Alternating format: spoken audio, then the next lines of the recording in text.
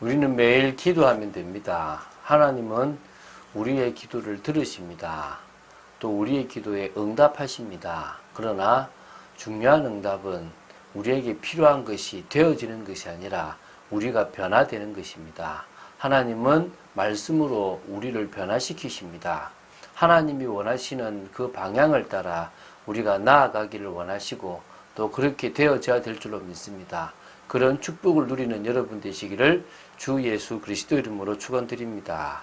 자, 사사기 5장을 지금 들어갑니다. 사사기 5장은 하나님께서 하술왕 야빈과 시스라의 군대를 진멸하셨으므로 이스라엘이 그들의 압제로부터 벗어나게 되어 드보라가 노래를 지어 여호와 하나님을 찬송하는 부분이 기록되어 있습니다. 이것은 홍해에서 하나님의 위대한 그 구원 역사를 체험한 직후 모세가 노래를 지어 여호와를 찬송했던 것과 유사하다고 보시면 됩니다. 그래서 이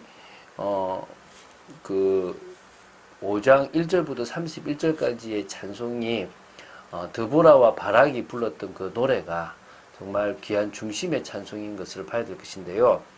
1절부터 12절까지를 오늘 보겠고요. 내일 그래서 오늘까지 이제 그러니까 이번 주까지 5장을 다 볼 건데 13절부터 31절까지를 내일 보도록 하겠습니다. 뭐 특별한 내용은 사실은 없습니다. 그러나 중간중간에 조금 짚고 넘어갈 것도 있고 어떤 고백들을 했는지 우리는 봐야 될 줄 믿습니다. 우리가 1절부터 3절까지를 합독하고 그 다음에 보도록 하겠습니다. 이날에 드보라와 아미노함의 아들 바락이 노래하여 이르되 이스라엘의 영솔자들이 영솔하였고 백성이 즐거이 헌신하였으니 여호와를 찬송하라. 너희 왕들아 들으라. 통치자들아 귀를 기울이라. 나 곧 내가 여호와를 노래할 것이요 이스라엘의 하나님 여호와를 찬송하리로다. 아멘. 자, 이 날입니다. 어떤 날입니까? 바로 20년의 그 가나안 왕으로부터의 압제에서 벗어난 날입니다. 가나안 왕 야빈이 이스라엘을 심히 학대했습니다. 그러니까 20년 동안 그들은 너무나 힘들었을 것입니다. 그 고통에서 벗어난 날, 하나님께서 이제는 또 자유와 해방을 주셨던 그 구원의 날이 바로 이 날입니다. 이 날에 여호와 하나님께 노래를 지어 찬송한 것입니다. 여러분에게 응답이 있을 만큼의 축복의 날에 여러분은 뭐 할 것입니까? 사람들을 불러 잔치할 것입니까? 그 전에 여호와 하나님을 찬송하고 이 모든 것이 여호와께로부터 왔다는 사실을 고백하시기 바랍니다. 그게 가장 중요합니다. 어떤 사무관이 그런 고백을 하더라고요. 자기가 구약 성경을 쫙 보는 순간에 그걸 깨달았대요. 하나님은 하나님을 인정하기를 원하신다고. 그 자기는 모든 사람을 인정한다고. 그것도 잘 깨달았다 얘기했습니다. 하나님은요, 우리의 삶 속에 역사하시는 하나님에 대해서 알고 찬송하고 전하기를 원하시는 것입니다. 그게 어찌 보면요, 우리가 영광 돌리는 것입니다. 그래서 여러분, 정말 하나님의 역사를 체험했을 때 그것을 찬송하는 것이 너무너무나 귀한 것입니다. 여러분의 인생 작품들을 만들 때 그런 찬송이 되어지기 바랍니다. 그래서 이스라엘 자손들을 대표하여 드보라와 바락이 노래를 지어 여호와 하나님을 찬송했는데요. 가장 먼저 이 1절부터 3절이 찬송입니다. 그래서 이스라엘의 지도자들은 백성을 이끌었고 이스라엘 백성들은 그 영솔함에 즐거이 헌신할 수 있는 것 자체가 하나님의 은혜이기 때문에 찬송한다. 열왕들을 향하여 선포하는 것도 이스라엘 하나님 여호와만을 참 하나님이니까 그분만을 찬송한다. 이게 지금 이 1절부터 3절의 핵심입니다. 우리는 여호와 하나님을 찬송하는 것이 우리의 중심인 줄 고백하시기 바랍니다. 4절, 5절은요. 특히 4절은 이제 이런 겁니다. 과거에 역사하셨던 하나님의 역사를 회상하는데요. 그것을 주께서 세일에서부터 나오시고 에돔들에서부터 진행하실 때라고 하는 겁니다. 이게 세일, 에돔 이게 지금 바로 저 요르단 쪽에 있는 그런 것과 이렇게 다른 여러 가지 광야 속에 있었던 건데요. 한마디로 말하면 이스라엘 백성들이 40여 년간 걸었던 광야 전체를 상징합니다. 그러니까 40년 광야 동안에 이스라엘을 인도하신 하나님께서 여기 보면 뭐냐면 땅을 진동시키고 하늘이 물을 내리게 하고 구름도 물을 내렸다는 것입니다. 이게 지금 이 4절과 4, 5절과 21절을 보면 뭐가 나오냐면 하나님이 가나안 왕 야빈의 그 군대 장관 시스라가 이끄는 900명의 그러니까 900성의 그 병거를 무너뜨릴 때 비를 내려 가지고 그 기손강에 뭘 내립니까? 폭우를 내려가지고 막 표류하게 만들었다라는 기록이 나오고, 그러니까 그런 고백이 나오거든요. 그게 하나님이 누구를요? 바로 시스라의 군대를 무너뜨리는 방법이었는데, 그때 지금 진동하고 물을 내리고 비를 내리고 막 이런 표현들이 지금 나온다고 보시면 됩니다. 그래서 이 5절에는요, 특별히 이 시내산을 언급하거든요. 산들이 여호와 앞에서 진동하니 저 시내산도 이스라엘 하나님 여호와 앞에서 진동하였다 이런 표현이 나오는데 이것은 여호와 하나님의 강림을 지진과 큰 진동으로 표현하는 시적 표현이기도 하지만 또 다른 측면에서는 시스라와 바락의 이 기손강 전투의 그 당시에 큰 비로 인해서 산의 계곡에서 쏟아져 내리는 흙탕물을 아마 시적으로 표현했다고도 볼 수도 있답니다. 자, 6절, 7절을 보면요. 이 삼갈이 나오고 야엘이 나오는데 삼갈의 날, 야엘의 날 이게 나오는데요. 이때는 대로가 비었고 길의 행인들은 옷을 끌고 다녔다. 이 무슨 표현이냐면 에훗 이후에 가나안 왕 야빈이 뭐겠습니까? 강하게 일어났잖아요.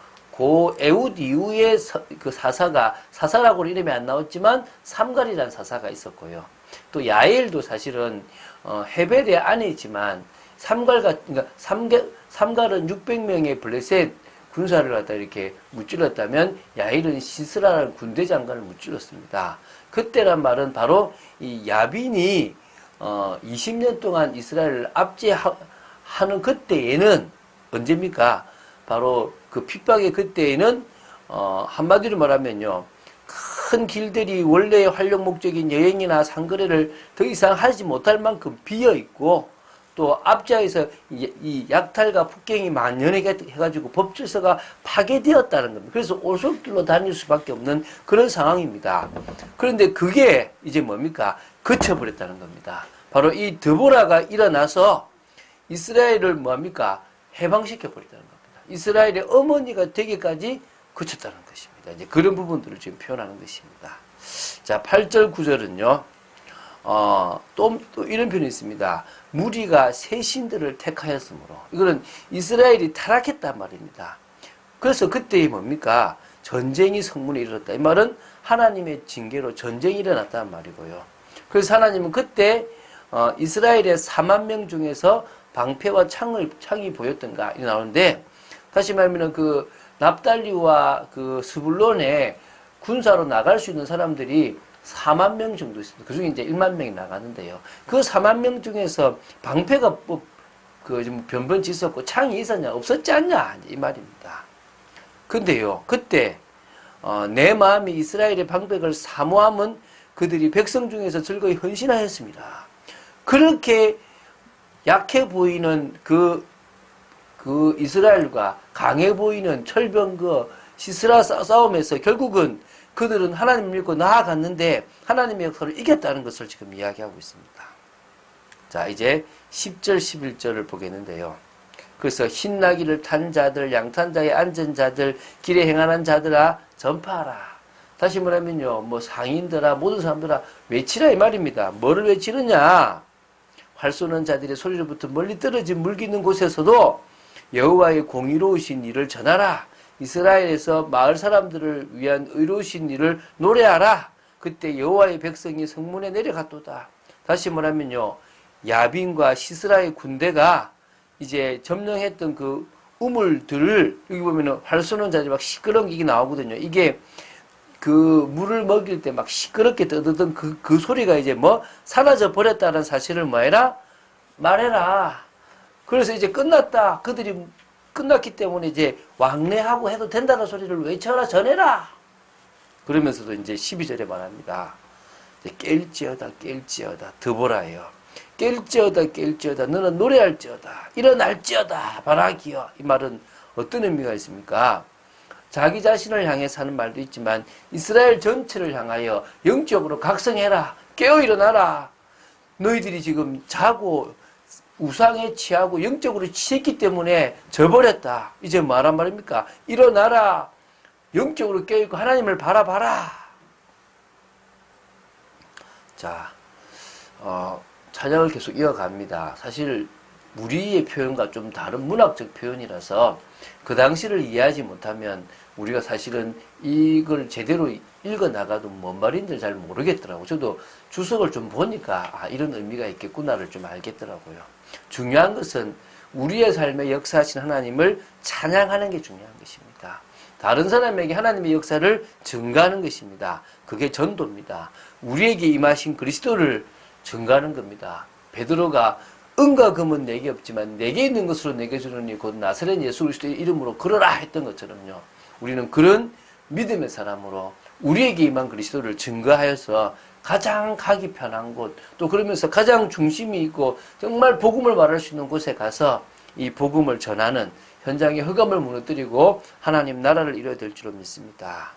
자, 인생 최대의 축복은요, 예수 그리스도가 주인 돼서 과거에 내가 죽어버리고 새로운 하나님의 자녀로 이제 새 터를 가지게 된 것이 가장 큰 축복입니다. 우리는 이제 그 속에서 언약과 통하고 나를 통해서 교회도 살고 시대도 사는 그런 축복이 올 줄로 믿습니다. 속지 마시고 여러분 모습에 속지 마시고 또 여러 환경에 속지 마십시오. 물론 내가 바뀌기도 했다 갑자기 환경이 바뀌지 않습니다. 내가 바뀌지 않고 내가 중심을 내서 최선을 다하지 않으면 바뀌지 않습니다. 그러나 내가 정말 주님을 바라보고 조금씩 나아간다면 하나님은 우리의 환경과 현실을 바꾸기 전에 나부터 바꾸셔서 나를 통하여 모든 것들을 변화시키는 역사를 일으키실 줄 믿으시기 바랍니다. 그런 응답 누린 여러분 되시기를 주 예수 그리스도 이름으로 축원드립니다. 주는 그리스도시요 살아계신 하나님의 아들이심을 고백합니다. 사사기를 보며 특히 오늘 이 드보라와 바락의 찬송을 보면서 우리의 찬송 제목이 분명해지기를 바라고 우리 역시도 깨어있기를 원합니다. 아버지 하나님 일평생 주님이 원하시는 사람으로 깨어있는 저희들 되도록 지켜 주시옵소서. 주 예수 그리스도 이름으로 기도드립니다. 아멘.